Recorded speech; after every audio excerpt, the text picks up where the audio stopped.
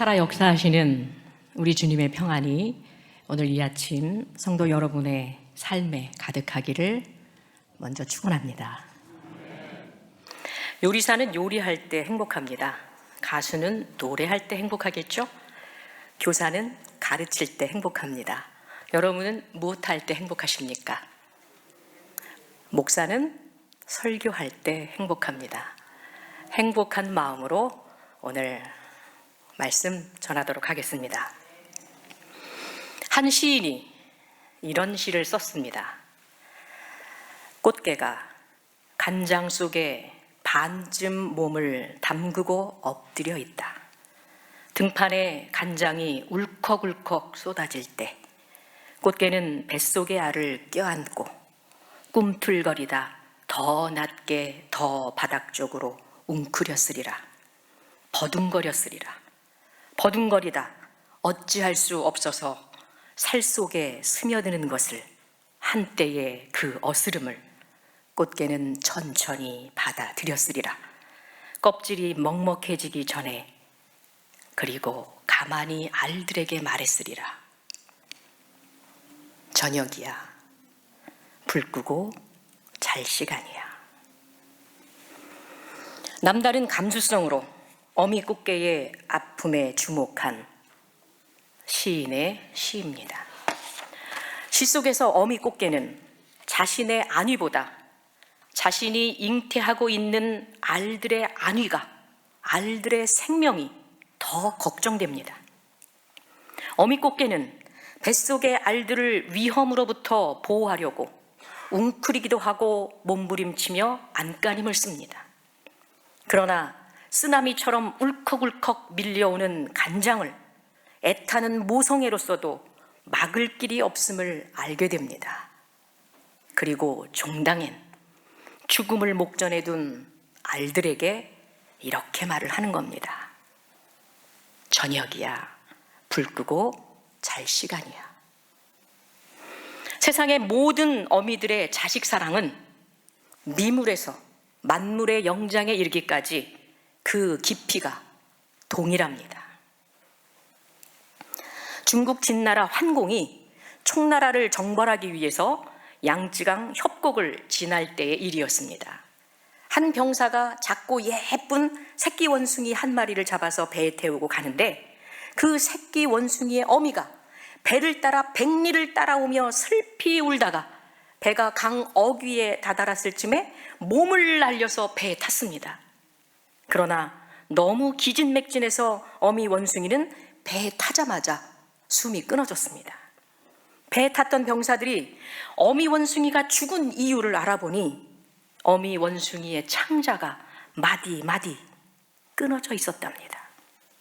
새끼를 잃은 어미의 슬픔이 어미 원숭이의 창자를 마디마디 끊어낼 정도로 그토록 애절하고 그토록 깊었던 겁니다. 그 이야기를 들은 환공은 새끼 원숭이를 잡아온 그 병사를 매질해서 어미 벌을 주었고 그리고 그 새끼 원숭이는 풀어주었답니다. 천하의 모든 어미에게 자식은 자신의 생명보다 귀한 존재고 삶의 전부입니다. 삶의 희망입니다. 오늘 아침 우리는 자신의 생명보다 귀한 자녀를 잃은 한 어머니를 나인성 이야기에서 만납니다. 나인성은 나사렛의 남동쪽에 위치한 갈릴리 지방의 한 작은 성읍입니다. 그런데 이 나인성에서 장례 행렬 하나가 나오고 있습니다. 자세히 보니 이 장례는 그냥 보통의 장례가 아닙니다. 나이가 많아서 천수를 누리고 가는 그런 복된 죽음이 아닙니다. 건강했던, 전도 유망했던 그런 한 청년이 죽은 것입니다. 나인이라는 그 말은 기쁨, 즐거움이라는 의미를 가지고 있습니다. 하지만 지금 이 나인성은 갑작스럽게 죽음을 당한 한 청년으로 인해서 그 이름과는 기쁨이요 즐거움이라고 하는 그 이름과는 정반대로 큰 슬픔에 빠져 있습니다. 많은 사람들이 장례 대열에 참여한 것을 보아 청년의 죽음은 무슨 이유에서인지는 몰라도 마을 전체에 매우 큰 충격을 주었던 것 같습니다. 사실 아이나 청년의 죽음은 조용히 장례를 치르는 것이 당시의 상례인데, 이 나인성 청년의 죽음은 마을 전체가 애도를 하는 그런 죽음입니다. 필시 청년의 죽음은 마을 사람들에게 어떤 커다란 반향을 일으키는 안타까운 그런 죽음이었던 것 같습니다. 청년의 죽음으로 인해 기쁨이요 즐거움의 성이었던 나인성이 그 본질을 잃고 큰 슬픔에 빠졌습니다. 청년은 누군가에게 귀한 자녀였을 터, 자녀의 죽음은 부모에게 세상에서 가장 큰 슬픔입니다. 그런데 나인성의 청년의 죽음이 더더욱이 안타까운 것은 그가 과부의 외아들이었다는 것입니다. 과부인데, 남편도 없는 과부인데 자녀가 많았으면 그래도 조금 위로가 될 수 있을지 모릅니다. 그런데 유일하게 하나밖에 없는 외아들이었던 겁니다. 그가 죽은 것입니다. 당시의 과부란 고아와 마찬가지로 경제적으로, 사회적으로, 정치적으로 외피가 없는, 아무런 소망이 없는 비참한 사람입니다. 그녀는 사랑하는 남편과 애저녁에 이별했고 삶의 유일한 힘이요 의지였던 외아들마저 잃었던 것입니다. 그러므로 청년의 죽음은 홀로 남은 과부의 깊은 절망으로 이어집니다. 이제 어미는 살아도 산 것이 아닙니다. 그래서 나인성 밖을 나가는 장례 행렬은 슬픔과 절망의 행렬입니다. 그런데 같은 시각 장례 행렬을 마주하여 나인성으로 들어오는 또 하나의 행렬이 있습니다. 예수님과 예수님을 따르는 큰 사람들의 무리입니다. 가버나움에서 예수께서는 백부장의 하인을 치유시킨 기적을 많은 사람들에게 보였습니다. 사람들이 그것을 보고 흥분과 넘치는 활기로 큰 무리를 이루어서 예수와 함께 이제 나인성으로 들어오고 있는 것입니다. 예수님의 동네로 불리는 가버나움은 갈릴리 호숫가에 위치했던 작은 마을로 예수님 당시 한 1000여 명 살고 있던 그런 동네입니다. 그런데 이 가버나움은 많은 치유의 이적이 일어난 곳이기도 합니다. 가버나움에서 예수님은 베드로의 집에 들어가서 열병에 걸려 앓아누는 그의 장모를 고쳐주셨습니다.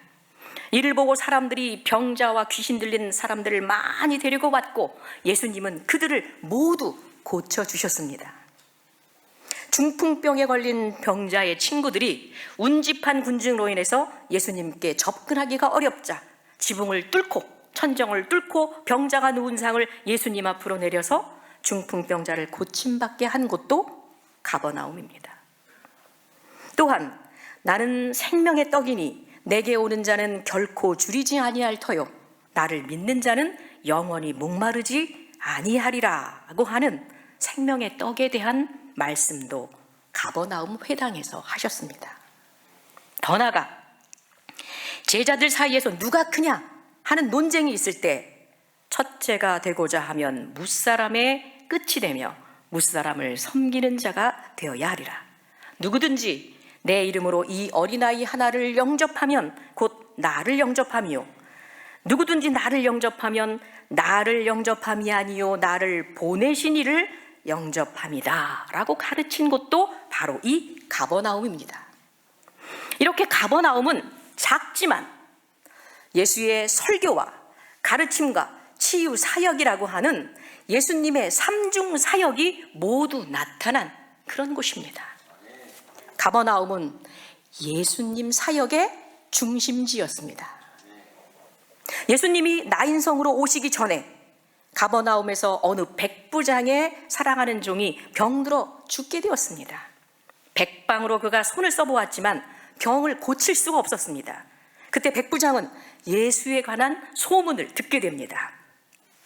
모든 병을 고치시는 예수님이 가버나움에 계시다. 백부장은 유대인 장로들을 통해 병을 고쳐달라고, 자기가 사랑하는 종의 병을 고쳐달라고 예수께 간청했습니다. 말씀만 하사 내 하인을 낫게 하소서. 주의 말씀만으로도 내 종이 나을 것입니다. 예수의 말씀만으로 사랑하는 종이 나을 것을 전혀 의심하지 않았던 백부장의 믿음을 매우 경이롭게 여기셨던 예수님은 백부장의 죽어가던 종을 온전히 낫게 하셨습니다. 그 일을 본 사람들이 큰 무리를 지어서 예수를 따라 지금 나인성으로 들어오고 있는 것입니다. 나인성을 향해 들어오는 예수님의 행렬은 기쁨과 생기가 넘치는 생명의 행렬입니다. 나인성을 중심으로 두 행렬이 같은 시각에 동시에 하나는 성을 나가고 하나는 성을 지금 들어오는 겁니다. 드론을 띄워서 이 장면을 공중에서 내려다본다면 그 장면은 정말 인상적인 장면이 될 것입니다. 나인성을 나가는 행렬은 슬픔과 절망에 잠겨 있고, 이제 막 나인성으로 들어가려고 하는 행렬은 희망과 생의 활기에 가득 차 있습니다. 그리고 이 두 행렬이, 절망의 행렬과 희망과 생기와 생명의 행렬이 어느 지점에서 만납니다. 마침내 생명의 행렬과 죽음의 행렬이, 기쁨의 행렬과 슬픔의 행렬이 마주친 겁니다. 그리고 그때 예수께서는 외아들을 잃은 가여운 불쌍한 과부를 보셨습니다. 본문은 이렇게 말하고 있습니다. 주께서 과부를 보시고 불쌍히 여기사.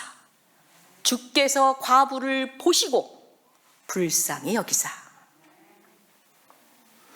여기서 주께서 과부를 보시고 불쌍히 여기셨다는 것은 우리가 그저 보통 평범한 사람으로서도 느낄 수 있는 정도의 이웃에 대한 연민이나 동정의 마음이 아닙니다. 불쌍히 여기다 라는 이 말의 헬라어 원어의 표현은 창자까지 뒤틀리는 듯한 비통함과 연민을 느끼셨다는 겁니다. 과부를 보고 외아들을 잊고 통절하게 고통받으며 눈물 흘리는 그 과부를 보고 불쌍히 여기셨는데, 그 불쌍히 여긴다는 것은 창자가 뒤틀리는 듯한 고통과 아픔, 그걸 느꼈다는 얘기예요. 아, 그래, 너 외아들을 잃었구나. 얼마나 슬퍼올꼬, 얼마나 아플꼬가 아닙니다. 창자가 뒤틀리는 듯한 아픔과 애절함과 고통을 고스란히 그 과부를 보고 느끼셨다는 얘기입니다. 속창자가 뒤틀리는 예수의 아픔은 자식을 잃은 어미의 심정을 그대로 고스란히 느끼시는 예수의 아픔이고 사랑입니다. 지체 없이 예수님은 장례 행렬에 가까이 가신 후 죽은 청년의 몸에 손을 대셨습니다. 그것은 생명의 만짐, 생명의 터치입니다. 유대 사회에서 죽은 이의 몸에 손을 대는 행위는 매우 부정한 행위로 여깁니다. 율법적으로도 죽은 사람을 만지거나 죽은 사람이 누워있는 관을 만지는 그런 사람들은 반드시 그 이후에 일정한 정결의식을 행해야만 했습니다. 그러나 예수께는 그런 관례가 아무런 의미를 갖지 않습니다. 생명이 중요하지 관례가 중요한 것이 아닙니다. 어서 빨리 죽은 청년을 살리는 것이 예수께는 가장 중요한 문제입니다. 예수님은 죽은 청년에게 이르십니다. 죽은 청년에게 이르시는 거예요. 살아있는 사람에게가 아니라. 죽은 청년이 듣겠습니까? 그런데 죽음을 향하여 이렇게 말씀하십니다. 청년아 일어나라. 청년아 일어나라. 예수의 명령으로 죽은 청년은 다시 살아납니다. 죽었던 자가 일어나고 앉고 그리고 말도 합니다. 살아난 그 청년을 그리고 예수는 그 어미의 품에 돌려줍니다. 놀라운 사건입니다. 놀라운 사건입니다. 여기서 살아난 사람은 단지 청년만이 아닙니다. 청년의 죽음을 통해 정신적으로 죽은 삶을 살아야 했던 그 어미도 함께 살아난 것입니다. 과부의 절망이 소망으로 다시 생명을 얻은 것입니다. 예수님은 죽음의 행렬을 기쁨과 생명의 행렬로 바꿔놓으셨습니다. 예수님은 비켜서서 수수방관하며 죽음의 행렬을 지켜보는 구경꾼이 아니셨습니다. 예수님은 적극적으로 그 슬픔을 위로하고 절망을 치유해서 생명을 소생시키시는 생명의 주인이십니다. 19세기 캠브리지 대학 종교학 시험 시간에 주관식 문제 하나가 출제됐습니다. 문제는 물을 포도주로 바꾼 예수님의 기적에 대해서 논하라. 논술 문제죠. 시험 시작 종이 쫙 울리자 일제히 그 답지를 쓰느라고 답을 적어내려가는 요란한 소리가 막 들렸지만 유독 한 학생만 멍하니 창밖을 바라보며 멍을 때리고 있었습니다. 일정한 시간이 지났는데도 이 학생이 답을 쓰려고 하지 않아요. 그러니까 감독관이 다가가서 주의를 줬습니다. 그런데도 학생은 1도 관심이 없는 것 같습니다. 답안지를 쓰는 거예요. 그자 화가 난 감독 교수가 다시 다가가서 이렇게 말합니다. 자네 한 줄이라도 안 써놓으면 0점 처리되고 자네는 학사 경고의 대상이 될 거야. 그러면 졸업은 물 건너가겠지? 뭔들 무슨 말이든 한 줄은 써놔야지. 이렇게 경고했던 겁니다. 이 감독의 말에 멍을 때리고 있던 학생이 돌연 시험지를 뚫어지게 바라보더니 정말 달랑 한 줄만 써놓고 고사장을 유유히 빠져나갑니다. 근데 그 후 이 한 줄짜리 답안지는 그 대학 신학과 창립 이후에 전설적인 만점짜리 답안지가 되는 겁니다. 그 학생의 이름은 셸리 키치와 함께 영국의 3대 낭만파 시인 중 한 사람이었던 바이런입니다. 대학의 모든 신학과 교수들을 감동시켜서 A+, 올백을 맞은 이 바이런의 한 줄 답안은 이렇습니다. 물이 그 주인을 만나니 얼굴을 붉히더라. 물이 주인을 만나니. 물이 누굴 만나요? 주인을 만나니. 예수는 만물의 주인이시고 생명의 주인이십니다. 물이 만물의 주인을 만나니 포도주로 붉게 바뀌었습니다. 그리고 생명의 주인이신 예수를 만나니 죽은 청년이 생명을 얻었습니다.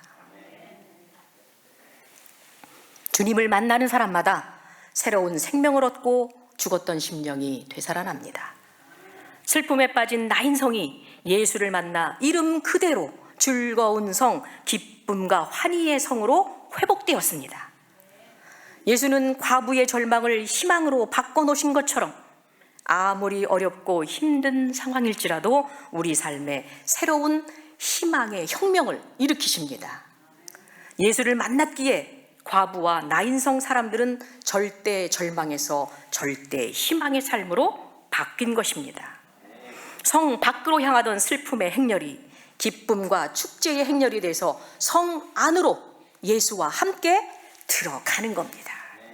그리고 비로소 나인성은 그 이름의 본질인 기쁨을 회복하게 된 것입니다.